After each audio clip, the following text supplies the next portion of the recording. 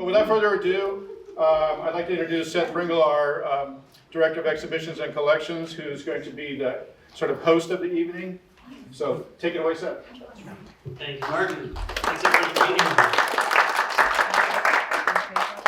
And thank you to our panelists, and to Frank and his wife Cathy, whose collection is featured in the museum right now. So we're here to celebrate the exhibitions and talk about the theme of art and community is the theme we have for this discussion panel. So we have Esther Fernandez, from the director of the Cheech Museum in Riverside. Jazz Mont is featured in the middle gallery of our museum. Frank Garcia, whose collection I mentioned is on display, and Jose Lozano, who's another artist who's exhibiting in the Garcia collection show. So yeah, we're really excited to have this these two exhibitions on display at the museum, and we're very excited to have Esther join us from the Cheech. And yeah, so I'm gonna introduce everybody, and then we'll get into the conversation. So Frank Garcia was born in Denver and lived there until he came to San Diego to begin his stint in the U.S. Navy. He stayed in California, attending Cal State Fullerton for his BA and USC for his master's degree. He retired from a 32-year career in education, serving as a teacher, principal, and administrator. After retirement, he worked 9 years as the executive director of the Pomona Chamber of Commerce.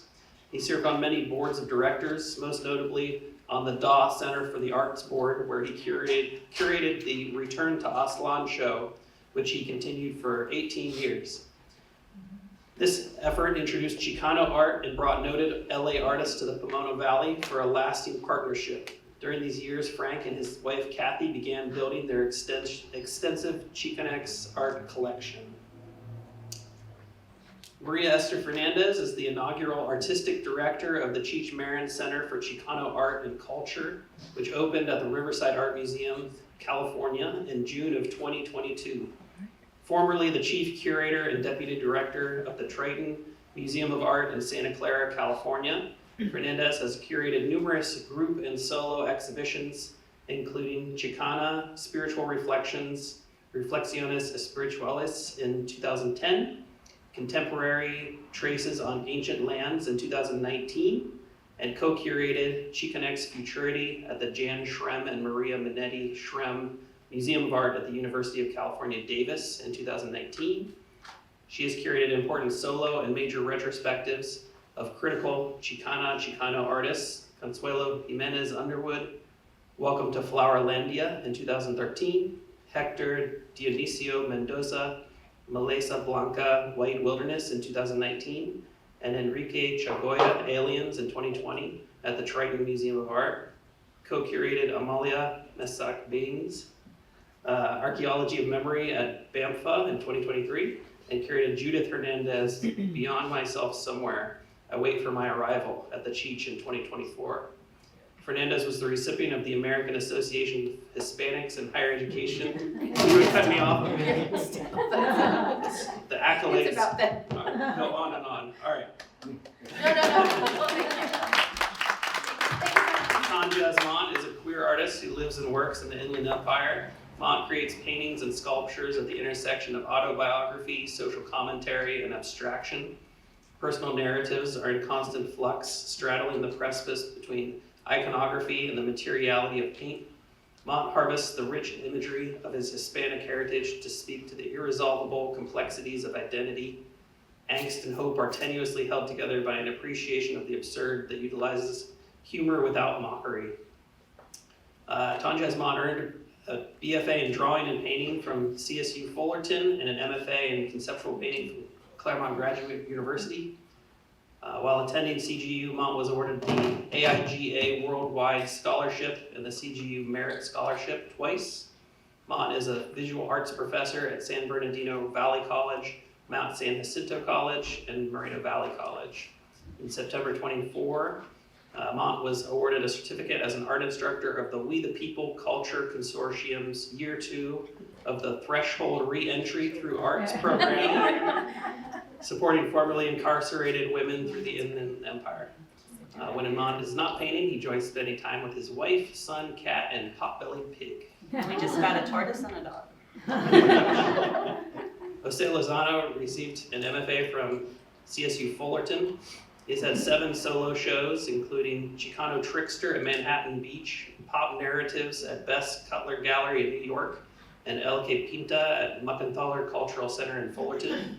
He's been part of numerous exhibits, including Papel Chicano and Chicanitas from the Cheech Marin collection. He has curated various exhibits for Avenue 50 Studio and Muckenthaler Cultural Center. He's been part of serigraph atelier projects with self-help graphics. Several of the prints done there are now in the permanent collection of LACMA.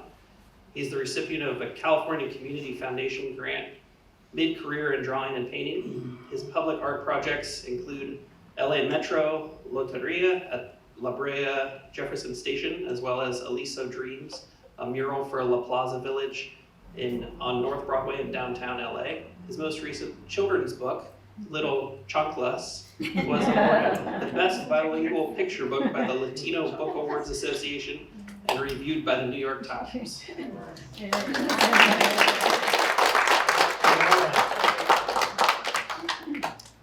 So I thought I'd start by just asking you to each just say a little bit about kind of what you do, your practice, and before we get into more pointed questions.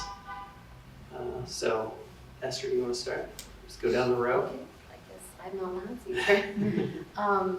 I always say that I came to curation through the back door.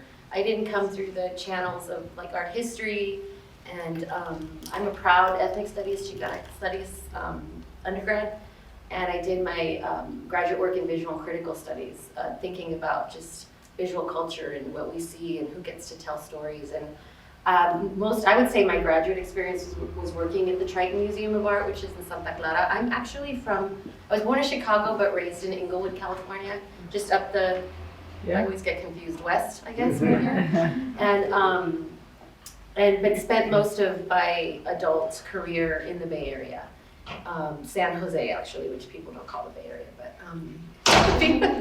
and once there, I learned about community and who gets to tell their stories, and access and resources, and of course the interdisciplinary studies and Chicanx studies for me, I think, gives you that framework to be critical of institutions, and I think that is where my curatorial practice was born, was this idea of being a storyteller alongside the artist, being a caretaker for those stories and having responsibility to a community for who those stories are about. So I guess that's excellent.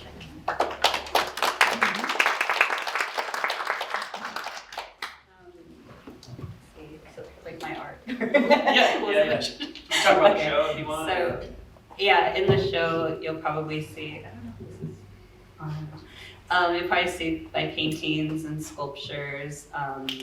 Like Seth was mentioning, I like to bring iconography together, like traditional Mexican iconography, along with symbolism and just like my everyday life. And I kind of do it in a way though that's like campy and fun and colorful, and like I always want to invite people in with the wackiness rather than like hammer them over the head. So yeah, if you understand my work or not, it's okay. But because my work's kind of wacky to begin with. But I notice like when people do recognize something like a little symbol, or that's like the best part when I see someone smile, particularly someone like from a person of color smile, because I feel like they'll get it just a little bit more. I'm rambling. Yeah. I'm also a professor. I teach at a few. I'm an adjunct professor, and just raising animals with my wife over there. But yeah, I'm excited to be here. I'm really proud to be here.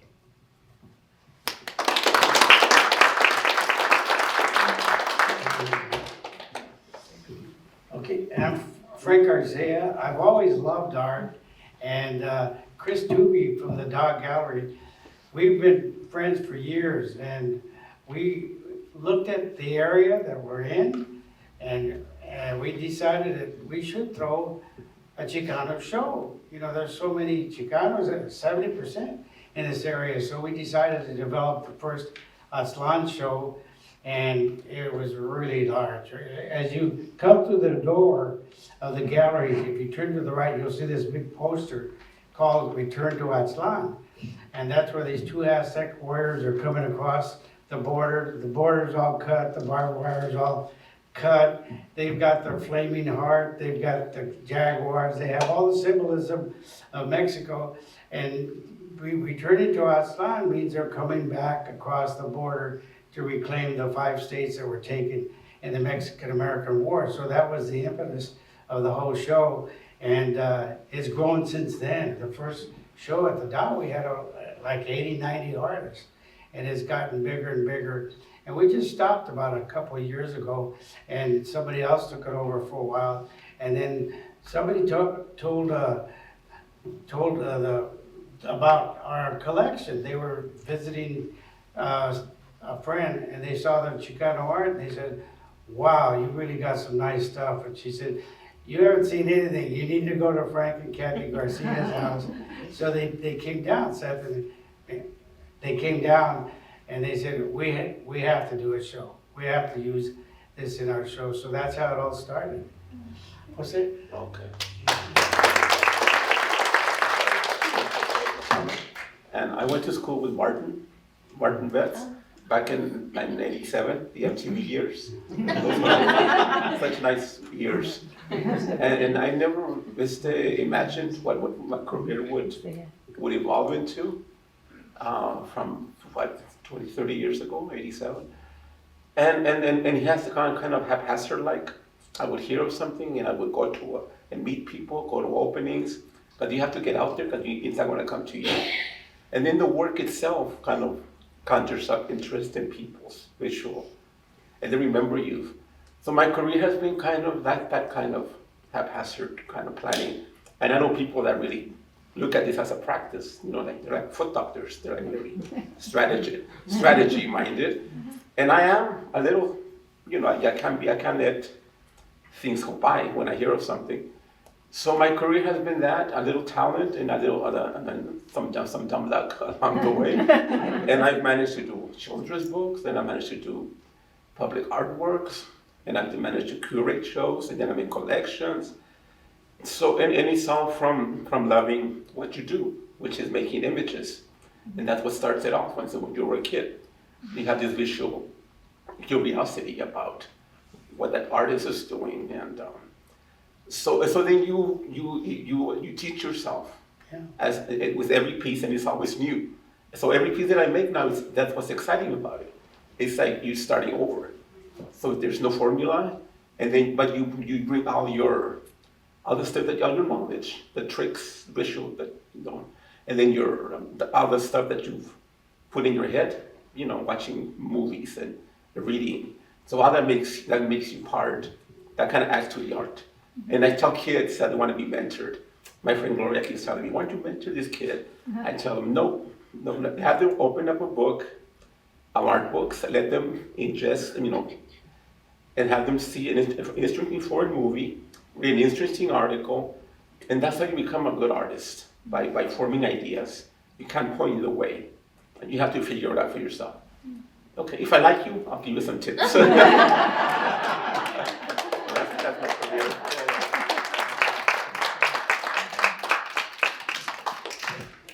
So on the theme of community, I'd like to just ask each of you to talk about what role has community played in your career, and why do you think art is important to community? Maybe you don't think art is important to community. You could say that too, but I'm guessing you do. So maybe we'll start. Maybe Frank, you want to talk about the importance of community in curating the Aztlán show, and how you went, you know, how you approached it from kind of a community basis. The community is everything. You know, you live it. You're right there with it. You meet the people. I was a principal well, I was a teacher, principal, counselor in Pomona.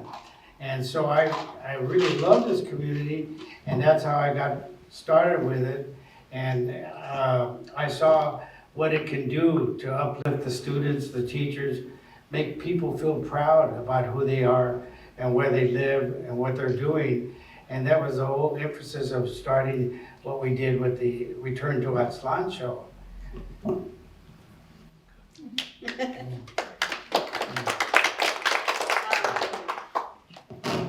I was just gonna say, for me, there's just comfort in seeing other Hispanic people. Like we understand the struggle. There's like a nod there, or a little like, what's up, man? You know, like we get it. And I'm like a first generation college student, like most of my students now, because I teach at the community college level.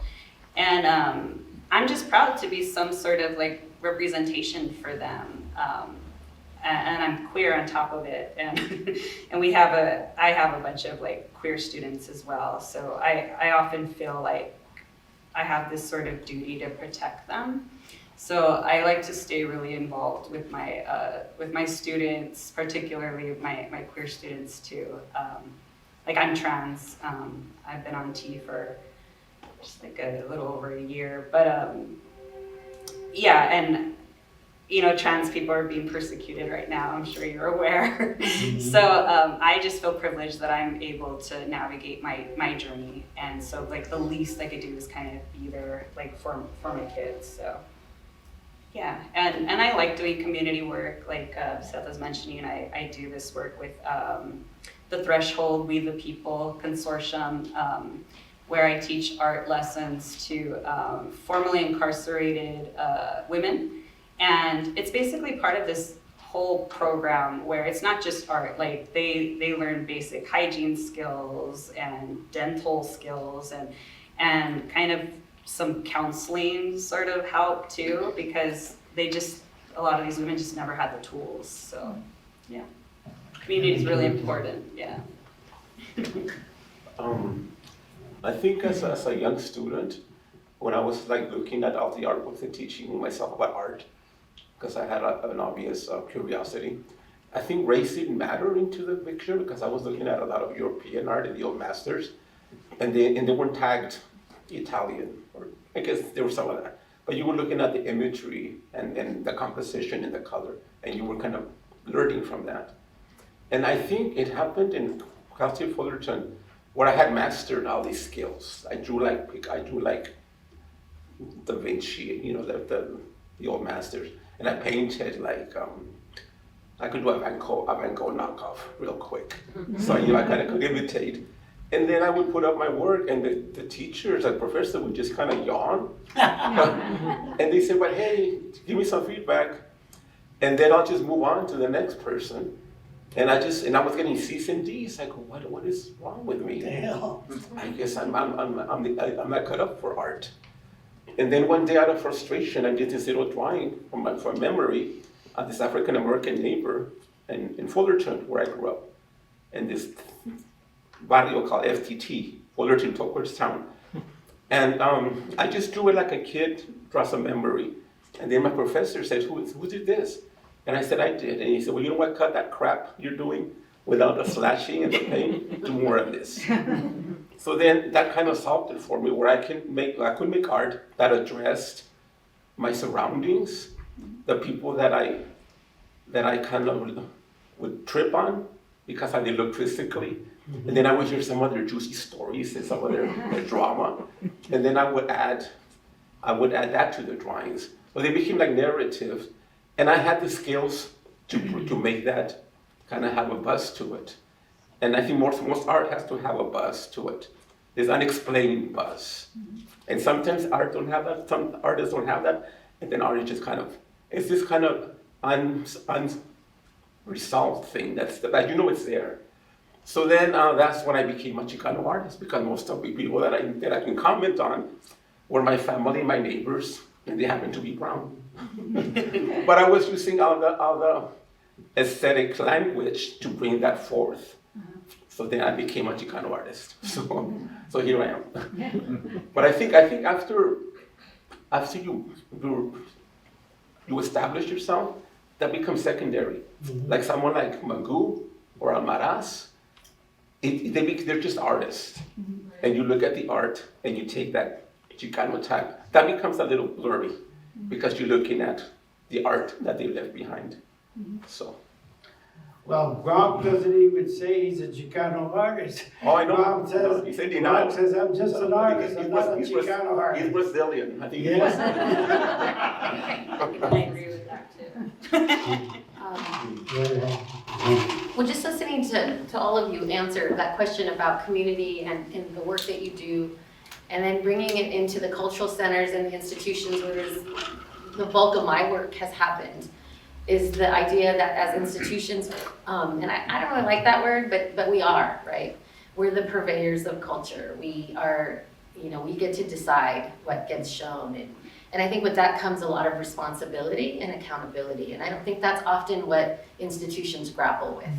And I think, when you hear about, Jose, like how layered your experience is of like your reasons to create, it could be aesthetic, it could be, to see yourselves and your stories within, that are not often reflected or much less in museums. And I think, and then there we are. So what's our responsibility? What's our responsibility and our accountability to bring this work not only into the institution, but to show it in a way in which it was intended, to understand what it is, right? And I think as curators, we also have this power that we wield of, what's legible to us is what we show. And that's problematic, right? Even if you are Chicana, or if you are, and I think as I was coming up in my career, and I started in the education department, which I think is important to say. Often our communities come into museums through education, right? Through after-school programs, tour programs. And then once I was there, teaching and in after-school programs and doing tours, I realized, wait a second, we're touring them through the galleries where these, this artwork goes up. And so what are the stories we're telling the kids that we're bringing through? And then that's where I kind of, when I say the back door, I got into the curatorial department. And then I kind of worked my way through the curatorial department, and then, became at one point chief curator in my career at the Triton where I was at. And there was a heaviness and responsibility with that, because then you get to make decisions, right? What you're gonna show. And I remember one of the first shows that I did, well, there were several shows that I participated in and brought artists in, artists of color, because I thought, okay, we need to have artists, we need to have folks in, right? And so you start thinking of just this idea of representation and diversity, which isn't enough. But you start there and you bring artists in, and then I started thinking about, well, what are those first shows I want to do? And so Chicana Spiritualities was one of those shows, like thinking about artists that engage kind of indigenous ways of thinking and knowing and kind of wanting to do a show around that. And I remember a board member approached me at that time at the museum I was at, which was a mainstream contemporary art museum, and said, do you want to be known as the Chicana curator? And I was kind of laughing at that, because I'm like, well, isn't that what I am? Like, I'm a Chicana curator. But also this idea that somehow I was specialized. But no other curators are specialized. They're mainstream, right? They get to, what they bring in is somehow objective, is somehow not, it's mainstream, right? And I think that for me was really kind of eye-opening. That, yeah, I think I do want to be the Chicana curator, right? Because we need to decenter. And then that's where this idea of equity comes in. So I guess when I'm talking, when I'm speaking on behalf of an institution, particularly, I'm me, right? But I work at the Cheech. And the Cheech is a space of hope for people. For some people. It's also a space of cynicism for some people. And rightfully so, because you need to hold us accountable. And so I think for me, that's where community comes in, right? That's where our accountability to community comes in. If we're going to be a space of hope, then what does that mean? It means equity. It doesn't mean just diversity. It doesn't just mean having a Chicana curator or bringing in artists and checking off the boxes. It's like unpacking what those processes are that have contributed to the marginalization. I'm going to stop. Of Chicanx artists, right? So I'll stop there. We're kind of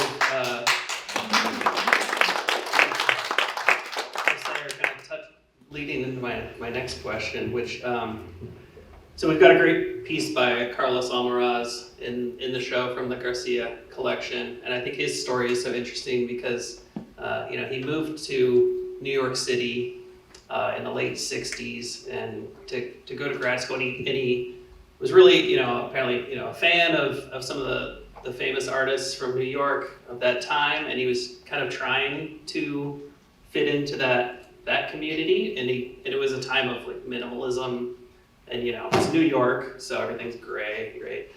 But he was really struggling, and then he kind of found his practice more when he moved back to LA, and so I've been thinking about there's kind of this, what I see as like a catch-22 as you're coming up as an artist or as a curator, as an art historian. Everybody expects you to place your practice or your work in the mainstream narrative, this linear, European-centric narrative. Mhm. You're expected to know what came before you and explain why your work is relevant as what's contemporary. So the question is, how do you navigate that if that narrative is not reflective of your culture or inclusive of your culture? And then also, like, is that evolving? Like, now we've got, there's more chances to, if you're in college, to learn about different cultures and artists. So how have you kind of navigated that in your own careers? And then, is it evolving? I don't know. I think kids today are more savvy and more kind of college prepared, so they know how to get at getting at the system to pay attention to them. That Jeffrey Ditch guy just mounted a show for a lot of young Chicanos, up and coming, rising stars. So you're getting a lot of people that know how to work the system to get themselves, be included in the big picture of art. But I think places like the Chicano Art Center, the Cheech, and the Japanese American Museum, and then the place in Watts, what's that called? That museum. Well, I think it's part of our heritage. It's part of where we live. Sure. And all that it belongs to you. You should claim it or ignore it. It's up to you. But it's inclusive. All these people are making art from all walks of life, and it's coming from a very human place. And I think we should just celebrate that and not knock it for being that you're isolating yourself. It's not.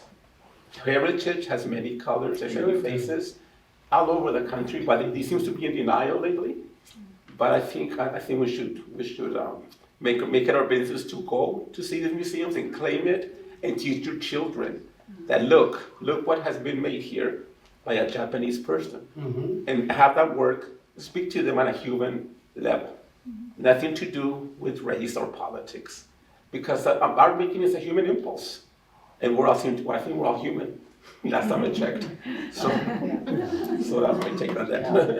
The artist is just manifesting the beauty that he sees in the world, he and she see in the world, and they're imitating and also actualizing all the beautiful stuff you see here in this world, and that's very important. It's interesting, they had a tour come through here, and Seth called me at the last minute and said, I don't know if you have time, but these kids are coming, and I came down to talk to them about the art. Not one person, they were all Chicano. I've never seen that. I mean, that just shows you the area we live in. And they really were very respectful, and they enjoyed the art, and it was a pleasure to be here with them. I wrote a little something here. So celebrated artists throughout history, for me, it seems has always been problematic at best. I feel like we started out with only a bunch of white dudes up until the 70s, and then you got the feminists and the performance art movement, then you got the civil rights movement and the people of color coming in, and things seem to be headed closer to inclusivity, 40 years later after that. But to be honest, it's maybe just me, but like I don't know, I can't help but feel defeated in knowing that nothing is really ever gonna change. Like, that's just my opinion. I'm kind of a pessimist. But I feel like we can't give up. We still have to tell our stories because they're important and people need to hear them and people need to relate to them. People need to see that we do exist, no matter who tries to erase us. We're still here. So I have to keep painting. It's what I do, and I have to keep just telling my story. So yeah. Good. Oh, you have yours. There's like, I'm thinking here, like, there's so many different ways to answer this idea of the Western canon being our measuring stick. Yeah. And I think that to me is the problem, right? Because, and I think Chicano art that was created during the civil, and any people of color art that was created during the civil rights movement was put in a box by the art world. And it was because they didn't understand it. There was this perception that it was, artists who were self-taught somewhere, nothing wrong with that, and there have been in the Western canon, by the way, and then, or that it was only identity art or political art for a movement, that they weren't engaged in aesthetics, or that they weren't engaged in modernist movements, which they were. And I think all of those myths kind of created this idea that there's one static Chicano art that was coming out of the movement. And then here we are, however many years later, 450, I lose track, 50 plus years later, and we're still having those conversations because there's an exhibition and education gap that exists. There have been many folks that have written about, Chicanx art, Chicano art coming from the movement. I go back and forth because, art coming from the movement, I think historically was referred to as Chicano. I do want to say that I use the term Chicanx art, which both I think people align themselves with, but infuriates people. But I do say that if you embrace the Chicano movement and the tenets of the Chicano movement, we are in a very important turn where just as the feminists, made their presence known of like, no, we need to have that A, we're in a time where those in our community are being persecuted in very dangerous ways. And so for me, it's important, whether we end up with Chicanx, Chicanx, I think identity is always evolving and growing. I see it as a way for me to align myself with those values, which are very much about the Chicano movement. I do also want to say that I have spoken with a lot of first generation Chicanas who don't want to let go of the A. And it comes from a space of being erased and not feeling like they have fully yet arrived. So it's all fear, right? But for me, as someone who benefited from them and their struggle, I don't feel erased by the X. And so I think I just wanted to provide that context. You don't have to agree with me. You can absolutely disagree with me. But I do feel as somebody who is speaking a lot and out in the public and talking and having the position that I do, that I can't stay silent. And so that's why I wanted to provide context for that. Sorry to take time. Well, you're also just including non-binary and trans people. Like, it shouldn't be so apologetic. Like, I exist. Oh, I'm sorry, yeah. No, I'm not putting you down either. I'm just saying, like, it shouldn't be that scary, you guys. It's just a letter, and it's just inclusive of everybody. Yeah. No, absolutely. But I do think it's frightening for people because of their own, ignorance, right? It's Get over it. Yeah. Yeah. But no, we need to be bold. And I think that's one of the things is we need to be bold. And so that's where it comes from. But to go back to this idea of art history, we need to understand that this exhibition and education gap exists. And I think that's why our institutions are important. We need to have those retrospectives. We need to have those group shows. We need to have those mid-career emerging artist shows. We need to have, because there is still a gap. As much work that has been done, you can graduate in art history and never take a Chicanx art history class. And the same with studio art. You can go to a traditional studio program and get an MFA and never learn about the important contributions of artists of color. And so both aesthetically, conceptually, there are philosophers, there are thinkers, there are historians because they've had to be, because we've been erased. So, Let me see this. It's interesting because that's the group called OSCO. You know, they graffitied the LA County Art Museum Yeah. because they felt that there was never any art that resembled their culture. And that was a big wake-up call. So it's important that everybody be inclusive, work together, share with each other, and take care of business.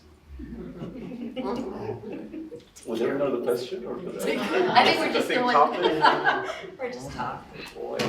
Well, I think I'm more Mexicanx or Mexicanx because I grew up. My childhood was spent in Mexico, in Juarez, so I grew up as a Mexican. And then when I came back when I was 7, I had all that cultural debris in my head. So, and I embraced the Chicano movement in junior high. I even pasted a little Mexican flag on my windbreaker because finally we were seeing them on TV. I never saw them in movies. I never saw them. There was one book in the library that a blue book that said Mexican American artists. I think I rechecked that book many times. There was no other resource for me to look into. But I think we just have to realize that this country is full of wonderful stuff being produced by people from many parts of the neighborhoods and the cities. And it's American art because it's being produced here with a sensibility that you might not be familiar with, but that is presented to you. You embrace it or don't embrace it, that's really up to you. But I think we should just embrace that diversity. Like a bad word now. Yeah. But it's a reality. Walk around the block and you're gonna come across a Vietnamese lady, you're gonna come across an Arab person, and we should make peace with that and not see it as something to be defensive about. So I think we should, and also we should not lose sight of the right that we still have to express ourselves. You know, most kids are taught in schools how to, or are introduced to cultures. They should be learned, they should be taught, music, that the wonderful richness of music that has been produced. And then say, here, look, that's yours. That's your heritage because it was made here in your country. And kids should learn from since they're little, to be little hipsters. They know who John Coltrane is, or what's her name? But that's a wonderful gift, I think, to give to children, and not keep them in a blind and in ignorance about how truly this and rich this country is culturally, and that's their heritage. The word heritage seems to be very inclusive nowadays. Right. It's our heritage. That's only right. this part counts, and that's very detrimental to this culture in general. So, I think that I forgot the question. I don't know. It's good that it's a conversation, right? Well, so you mentioned neighborhoods, Jose, which kind of leads into my next question, which is about place. So, and the connection between place and community. So a lot of the artists from the Garcia collection have roots in East LA, which is a community that, partly concentration due to, housing discrimination and police harassment and brutality. But out of that, that concentration of community, there's beauty and power and, and the political power that came out of that. So, and then I want to fast forward to the internet age of art, which I personally don't think the internet is great for art making. I think great art is made in kind of pockets of community, and there's been the kind of this flattening, where moments there's human dialogue going on. Yeah, exactly, right? Or moments like, grunge music out of Seattle is like this very specific place, right? Or, art coming out of East LA. So I wanted to just talk about, so now there's issues, the cost of housing gentrification and displacement, and then also like the technological influences. I'm just asking, what are your reflections on like the evolution of neighborhood or connection to place in terms of how people are experiencing or connecting to community these days? I think when you mentioned condensing a culture will provide this like powerful combo of art and politics, I feel that's true of like any culture though, and it's almost like we knew what we were doing this whole time. we could have done without the colonization or gentrification, but there's benefits to that too. I kind of see it just as like Native Americans as well, just having their own communities and just having it be kind of wiped away. So one thing I think is really strong about Chicanx people, Mexican people, Hispanic people, is we're resilient, and we just keep going. We find our community, we do what we have to do. My mom was born in East LA, my dad was born in Albuquerque, but he grew up in East LA, and I used to love hearing their stories about like cruising down Whittier Boulevard back then, and my grandparents were actually Pachucas, they were in those Zoot Suit riots, and it was a terrifying time. You had to either be, you had to either cut someone or you had to just, get beat up. It was really scary. But like I said, we're just survivors, and I think our culture is suffering just financially. I honestly don't know how anyone is affording to live right now. I really don't. Especially if you're born with nothing. And unfortunately, a lot of people of color are born that way. We grew up poor. I mean, we barely survived the 90s when the economy was supposedly good. So it breaks my heart thinking about people right now. Like, the only way we're surviving is, just to be honest, is we got a nice hookup with the house. So, I don't know how we'd be able to, just make it. Like, and I have a good job, I'm an adjunct professor, but I have to hustle. I have to work at like 3 colleges and just to put in those hours, and I get paid well. So my heart just goes to every like person struggling right now. I know times are really hard. How many classes are you teaching right now? I'm teaching 6 9 classes. That's a lot of classes. It's that too. Yeah, I just feel like it's hard to rise up when you're starting from the bottom. And I feel like trauma is something that needs to really be talked about more in our community. I always joke, when I was 13, I told my parents I had depression. And my dad just laughed and said I was being dramatic. Just like, we just don't take it seriously. And we have to say, that's one thing I like about the white people. You guys are all about mental health and like taking care of yourself. And we gotta like learn from you a bit. It's always like, just shut up, don't make a big deal. Like, be seen, be not, don't be heard. And I've always just been that rebel that was like, no, I'm not gonna shut up. I always just got in trouble for talking back. So that's me. I don't know if I answered your question. Yeah. Well, I grew up in Fullerton in Orange County, so I didn't have that East LA badness, I was in the hood. I was in the key club in high school and all that. So I had to, and I made my way to LA to somehow graphics, because that was a place where you made prints and you learned from having a, so that prepared you to become more savvy visually. But I think most of my work has been about explaining to myself what a Mexican is, and to this day I don't know what a Mexican is, because they keep constantly shifting and changing, and then I started doing my work based on the neighborhood parties my Aunt Ellie used to throw, because there were a lot of sordid little individuals that I was drawn to, and I hear their narratives, and I was like reading Dostoevsky then, and his work is very dark and full of like dark characters, and that whole thing about good and bad.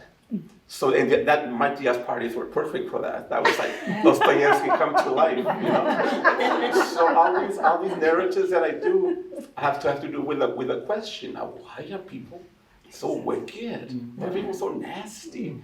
And then I create my own narratives in the doing.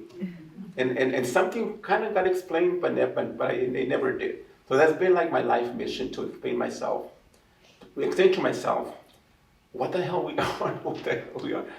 And I use Mexicano-looking people in my figures. And they could, I guess it could be Armenians or they could be Iranian, but some of them look like my family. So I use them as props to get to know, to make a statement. Lately I've been doing beach scenes. Inspired by Reginald Marsh, the 1930s painter who did beach scenes. So I started doing these beach scenes with Chicanos lying, with some badass guys with glasses, and then the girls kind of flirting. And I got a kick out of doing the thing. But then the last ones, I've been putting little military guys coming up the beach. So I just finished one called "This Woman Seems to Be Yawning."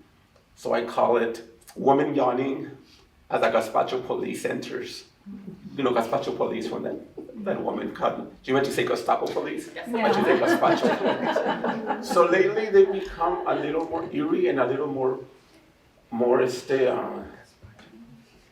political, I guess, but I've never been a political artist. I just want to amuse myself trying to figure out the human question of what we are. And it's fun, and it's humorous. Like, I think I heard her say, you don't want to be a preacher. I said, God damn it, why can't you get it right? No, you relish in their flaws. And then you have fun making these beautiful figures that look like Da Vinci, because I can't pull that off. I can draw like Da Vinci. So you kind of entice the audience visually, and then you suddenly leave a little message that's gonna say, wait a minute, and they kind of get it. But it's all about delight, delighting yourself as you're doing it, and leaving a little of that behind to the person that you're sharing this work with. And every time something new happens, that's the nice part about art. You can become formula, you know. I told a friend once that we're not making pies. You know, we're not making pies. Because every penny he did, oh, that's my masterpiece. That's my next masterpiece.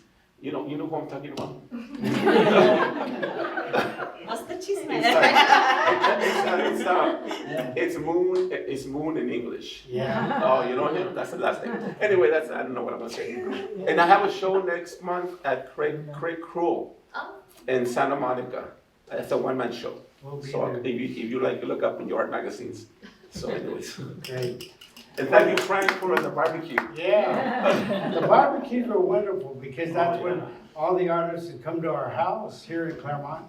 Thank you, And, Cathy, too. oh my Thank you, gosh, yeah.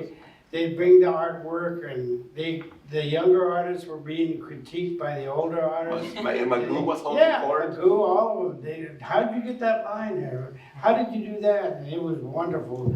A real experiment in sharing with each other their artistic talents. And we had a lot of tequila, and beer, barbecue. Chris Tubby would always barbecue all the food for us, and it was wonderful. So it's been a real pleasure. It's been a real honor to have this show, and that's why we've collected so much art, because it's been a real experience, and it's been wonderful. I'm trying to get back to it. We were talking about place, right? Yes. Recently, we had a family friend visiting, and he was talking about, he's from New York, Bushwick, and he was talking about the street festivals. Like, you know, they close down the street, and they'll come out and have food and, you know, baile and everything. And he had mentioned that in his community, much like where I grew up, it's gentrification is happening, and new people are moving into the community, and, you know, businesses are being replaced, and these traditions that still exist there are impacted. And so he talked about folks not coming out from the new building to be part of the street festival.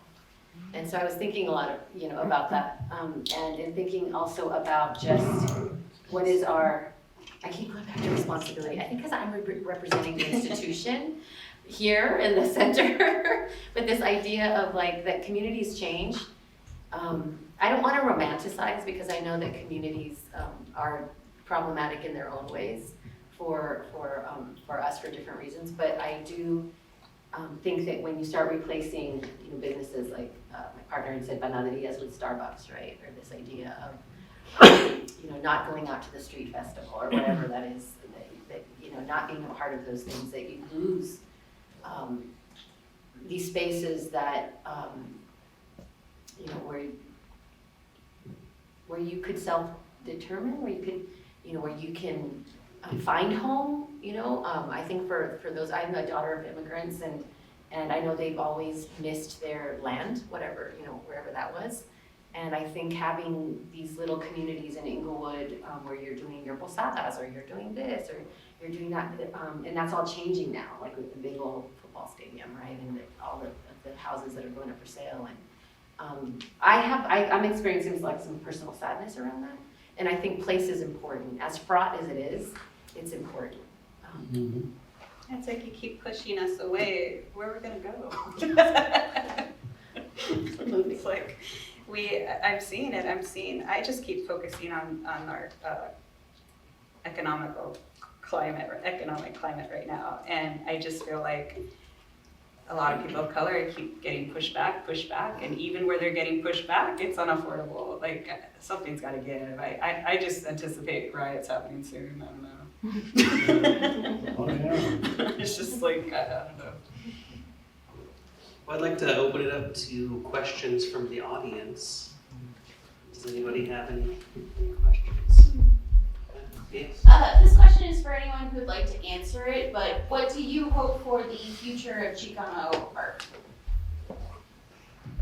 I just want it to keep happening. Like, we need to be, we just gotta keep doing it. We still gotta fight to be seen, and it's not over yet. Yeah, it's what I was talking about. They had a group from, I think, Montebello. Every one of them was Hispanic, and they loved the show. And they talked about it, and we told them the stories about each of the art, and that's going to continue. It's going to continue to grow. I just wanted for it to become more familiar with and not having it be such a foreign thing happening over there. And I want people to come and experience it. And some of it's good, some of it's bad. It's really up to you. But I think art should come from everywhere, but Chicano art, thank you, Cheech and his museum, that's people, it's the people that families and kids are coming to that. And it's not a foreign thing. My mom would tell me when I say I want to be an artist, and she said, no, that's for rich people, get out of here. Go, they're hiring a Jack in the Box, go over there. But it's true in Mexico, and those the artists just for the well-to-do, and they get all dressed up with pearls, and they go and go to openings. But I'm glad that it's becoming a familiar, and that can only be beneficial to everyone, the grandmas and the kids. That the art going to a museum is not something scary or something exclusive. That it belongs to you, because it's a record of what humans have experienced and have kind of pondered on visually, and it's giving it to you without any, you shouldn't. But that's not a whole Chicano art, that people they get over the label and they just embrace it as a human impulse. Good. That's all. I want to thank Martin and Seth too, because they came to the house and said, we have to put this in the shows. And that's how it all started. I think I just want to see more spaces showing the work. We have a space when you walk into the Cheech that's the community gallery, and it is part of the curatorial program, and it's a space where community, and right now it's focused in the IE, can come in and activate, and artists at all levels. You don't have to be a professional working artist. You can be, we're hoping to get more student work in, younger, like children, work in there. And we dedicate all the resources that we do for a permanent collection show or a temporary exhibition upstairs. And I think what we need is just to keep showing to keep showing this work, and I was reminded again by my partner today, as we were talking about just art, that people have come into the Cheech and have been emotional to see this work.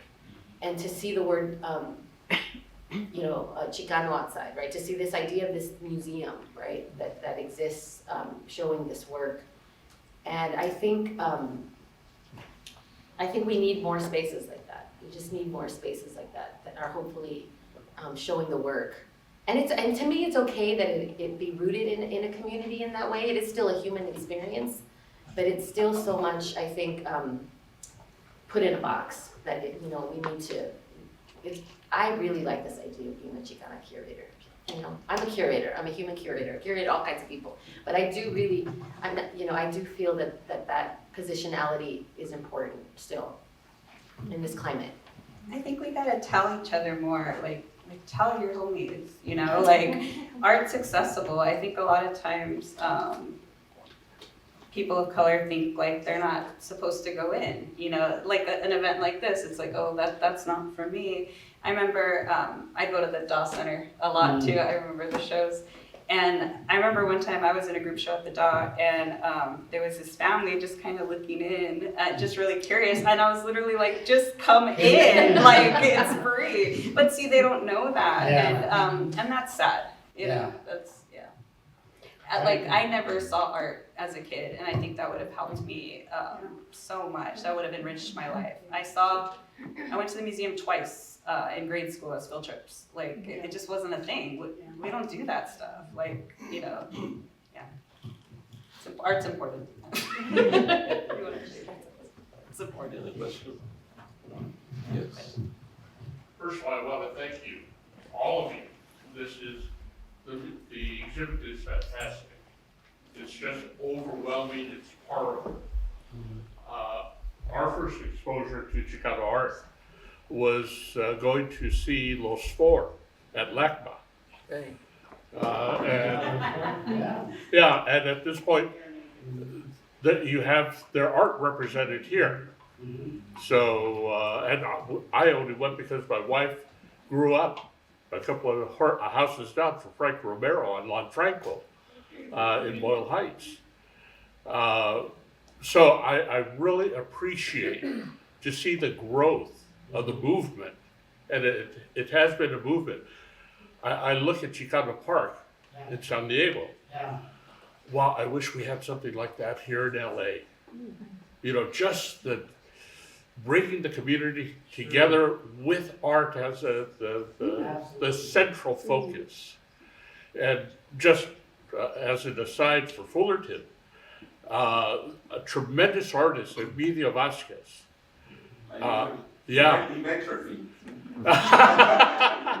Community. That's right, community. He influenced so many young Chicano artists there in the Orange County area, particularly in Fullerton. I used to work at Fullerton JC and knew him through there. So, all right, I may have been your counselor. What's your mascot? The Fullerton? The Hornets. Hornets. Yeah. And I want to thank you so much for your talk on Chicano, Chicana, Chicanx. I've had a hard time with that. I mean, You got it down. No. But it's a spiritual thing. It's a spiritual thing, in '68, I had my awakening as a Chicano at Garfield High School with the blowouts. The blowouts. Oh, blow. They were blow. The Anglo press referred to it as the walkouts. The Chicanos, those of us involved, it was the blowouts. Volcanoes. Yeah. So bridging the gap with Chicanx means giving up for me some of the history that I grew up with. What did you call yourselves then? Crazies. Crazies. No, we were Chicanos at that point. Me too. Yeah. Yeah. So, but anyway, I appreciate the exhibit. That I thank the museum. After 40 years of living here in Claremont, it's kind of nice to see the diversity and the embracing Yes. of our community. I'm in shock. Here in I didn't know Claremont. this was in Claremont. Tell me Yeah. Yeah. Yeah, So thank you. yeah, and to give you an idea,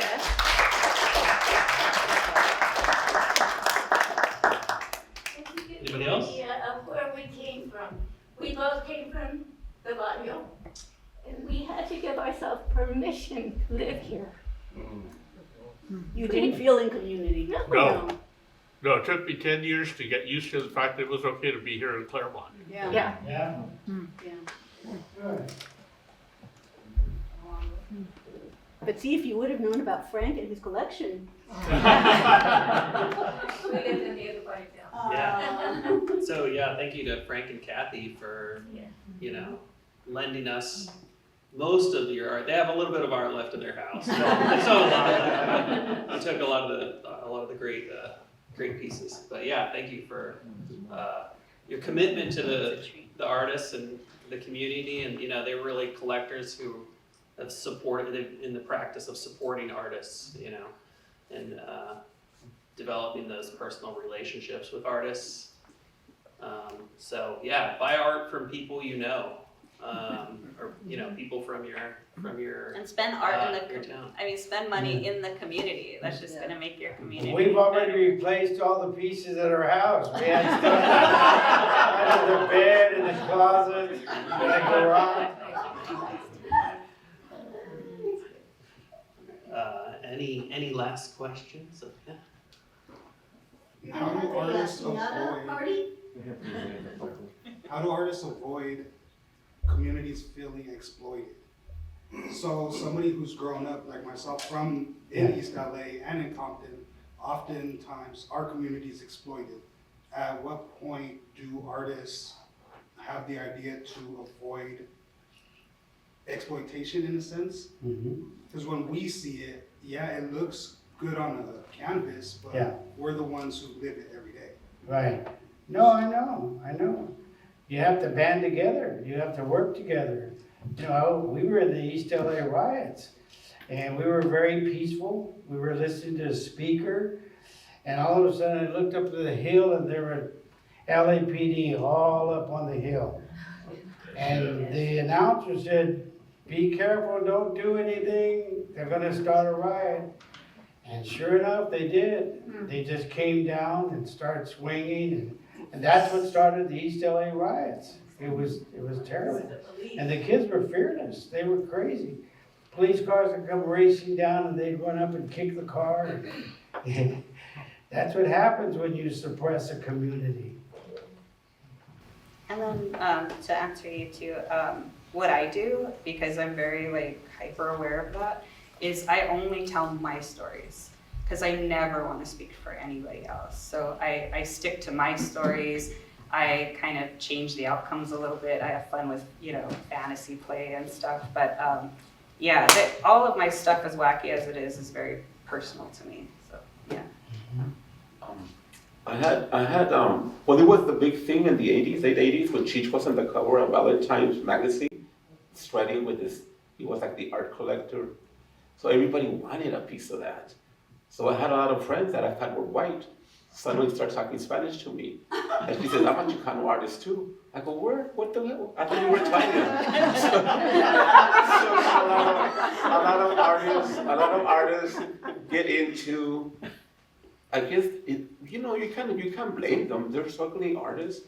So I know this friend that became a Chicano artist, and she started selling refrigerator magnets with a freedom on it, and then she started selling. So it became the thing that artists do to pay their bill or to be in the mix, And I pimped my Frida too.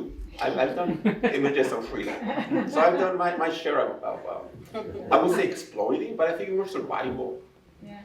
But unless it comes from a genuine place and you're doing this stuff, and you're delighted by making it and sharing with people. But there's people that are very savvy and can very, very slickly exploit raza and raza imagery. There's Fridas everywhere now. I think there's like toilet paper Frida. But and I of course I did my share of that. You know, I heard of self-help graphics and I thought Chicanos are, they mentioned that in the article. And I'm gonna have to get down there and see what happened. I approached Sister Karen, she liked my imagery, she invited me for a print. I think if my work hadn't been up to par with her, she would say, quítate. Because she was very selective about what she saw. And I met a lot of great people, great artists there. So there's a sense of camaraderie is very important. Right. And then you borrow from each other, and then you learn, and that kind of fuels your art making. But I think it takes a certain artist or a certain enterprise to pimp the culture, and they do that every day. It's out there because it sells. Raza wants to see themselves reflected in some products, you know, a candle or something. You know, my friend had keychains, and then she had a website that had all kinds of little cositas that were for sale. You know, like anyway, I think that kind of died down now. But there's a lot of pop-ups that pop up to sell their freedom, their little Chicano wares. And I think I'm cool with that. I'm all for that. So, anyways, I think that's my answer to your question. But I have pimped my freedom, but I did it with respect. And actually, one of my prints that I did is in the LACMA collection. I did a print of hers as a paper doll, and it's called El Ropero de Frida, and it's just her. And actually, but I did that with devotion, not to pimp her, you know. But I did actually. Honestly, I did sell some of those prints. I sold all those prints actually. So there you go. I think it's not only the artist that has responsibility, but the museum also, right? In how we show the work and in who we bring into the museum to see the work. And so I think that's why spaces, cultural centers are really important, because the artist can show there, the community hopefully is there and is coming to see this work, and it's in context. We have to, when we as curators gravitate to a certain work, we have to do our due diligence and understand the work and how it's created and what context, who is it for, who is it about. And I think that's why sometimes when you might go spaces and the work feels out of context. And that, to me, as a curator, feels exploitative, and it's less about the artist and more about, you know, how did we put it up? How did we talk about it? How are we explaining it? That's another one too. Like, who are we explaining it for? Yeah. You know, and so one of the things that we're talking about all the time at the Cheech is this idea of like, well, I don't think we're going to translate. You know, there's some artists that translate, like that have their titles in Spanish. And we don't translate them, we leave them in Spanish. Sometimes they're in English, and then we don't. I mean, we translate the text in Espanol, in English, so people can access it. But with the Spanish translation, we're also like, it's okay to center that Spanish in that space. The title? The title, yeah. Yeah. Because that's the name, Right. right? And so we're not changing the name. And I think it sounds so trite, like this tiny thing, but I do think that we have to be intentional in thinking about those things. And in our conversations as curators with the artists that we're choosing to work with, right? It's we have a responsibility to get at the core of, well, why is, why is this work being created? What's the story behind this work? I think How that's do great. I think, I'm sorry, I didn't get your name. Raul. You know, you read a lot, like, I live in Los Angeles now, and, you know, everybody pronounces it Los Angeles, and, if, you know, all the, like, if you think of it, all the street names, all the city, like, most of them are Spanish words, and we feel in Claremont like we don't belong here, and this was all Mexico. Like, you know, why do we feel that we don't belong here? So I think that using the right Spanish words might help on that, you know, that. To think how we take up space. Yeah. Someone had a question way in the back. Just really big thanks for the work that you do with students and introducing them to what can be art. I remember not being involved in the art world at all in East LA and being invited over to Pablo Teo's apartment and I saw a bunch of art, well, a bunch of images stacked up on the floor and against the wall. And I was like, whoa, this is, and I saw one that was in the East LA College, Community College class catalog. So my thought as a student was like, wow, this is art. And then I saw it on his floor. I'm like, what? Like that kind of blew me away to understand that art can be like so many things, and it could be anything as long as you value it. So anyway, my point is, thank you so much for introducing art to students and young people in the way you're doing it. So question around the economics that you brought up, and this question could go to anyone. How do you, I mean, okay, even me from where I'm at, I look at you all as successful.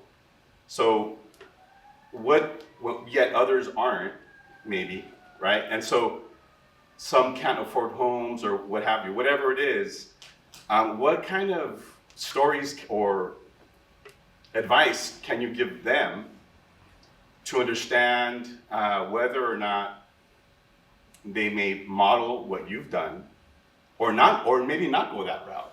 Like, good or bad, I don't know. What kind of advice do you give the people who are coming up behind you with that kind of economic mindset?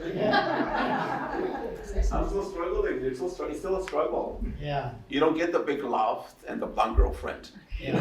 That's all. That's all the Chicano artists realize in the bitching crowd and in the cafes. No, I've never had a loft life, and it's too late for me to have a loft life. So it's you make your art, and those kind of dreams kind of float away, but you commit to what you need to do, make good art. Yeah. All the other stuff is just, and then a couple of dollars come in, you get some public commissions, so those come in, and you have to constantly apply, and I'm very computer illiterate, so I have to beg my sister who has an attitude. So, so it's not a, and you hear of artists, Chicano artists, that are luminaries, and you think they live that life. You see them on Facebook, fabulously dressed and sipping champagne and looking, and I get a little envious, but that's would be too much work for me to keep up with all that. I said awesomeness. I couldn't deal with it. I pooped out. I get tired. But I have met famous artists that I respect and respect me, that have nothing to do with lifestyle or money. That it comes down to respecting each other's work. Right, each other's work. And if people happen to make a living, good for them. I applaud them, and their work sells for thousands of dollars. And I know a few who have done that, but it's a minority. It's a minority. So you just do your work, and some people are really savvy. They make keychains and stuff, and they do. And some of them they merchandise some of them, and they get to know the right people. That's another part of it. You get to know, you have to go and kiss up to Jeffrey Ditch to get you in a show. They do all this song and dance. And I've done my share of song and dance, and I've gotten my share of good shows, and I'm in collections. But it's not, I can't tell the kid, hey, look kid, you're gonna do this, and you have to go do that. Right. And I think it's up to the individual savvy. If that's really his focus, the prestige and the respect from other artists. Sure. I know some artists who excel in that, and they make very, very lovely work. So, but they look successful, and I think it's a facade, But I applaud those people that manage to have a loft life. Mm-hmm. Anyways, that's all I'm going to say before I get any nastier. And then I just wanted to answer that just the only way I know how. I grew up very tumultuous life. My parents were horrible. Let's just say that. And I knew I had to get out. I didn't know how, but I was gonna get out. And I remember my dad telling me one time, he's like, "You're pretty smart. You do well in school." And I'm like, "Oh, thanks." And he was just like, Mija, we don't have a cent to send you to college. And that's your only way out of here. At the time, that's how it was, He's like, you're not gonna make it unless you have some sort of career. And I'm like, well, how do I get to college if you're not gonna give me money? He's like, that's on you. So I had to really bust my ass, and I had to get scholarships, and I had to get grants, and that's how I did it. I had to get loans. I'm still paying on my loans. We're in like a default right now, so we're good. I don't have to make any payments. But yeah, it's I don't know. I tell kids now, just do whatever the hell it takes. Like before, Sure. to give it, my students would ask for advice. They'd be like, well, you don't make too much money in the art world and blah, blah, blah. And I would kind of say, well, yeah, that's okay, but maybe have a backup. I don't say that anymore. I think I'm just kind of disillusioned by the world and everything right now, where I'm just like, yeah, this world's ending pretty soon. So might as well just live your life, like just be happy. Like I'm not concerned with what society expects of me anymore. I'm just gonna do what makes me happy, because you could find a job and be rich and I don't know if you're happy or not. So art truly makes me happy. I'm lucky that teaching makes me happy. I freaking love my students. They're a trip. They're fun. They keep me young because I'm getting old. So yeah, that's just do whatever you gotta do. I don't know, man.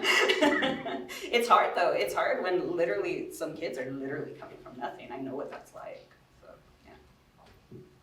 So I know I was knocking the internet earlier, but I was just on Instagram today, and there was a clip of an interview with James Baldwin, and he was talking about how, he said something about how like being an artist has nothing to do with success, because I think his point was once you've sort of claimed success, then you're no longer sort of on that journey, or you've kind of lost your drive or your creative, there's sort of like a unquenchable kind of like pursuit. So I think any artist who just maintains their practice is successful, right? Because that isn't easy, anyways, I'd love to go on all night, but we should probably wrap it up. So thank you to the panelists.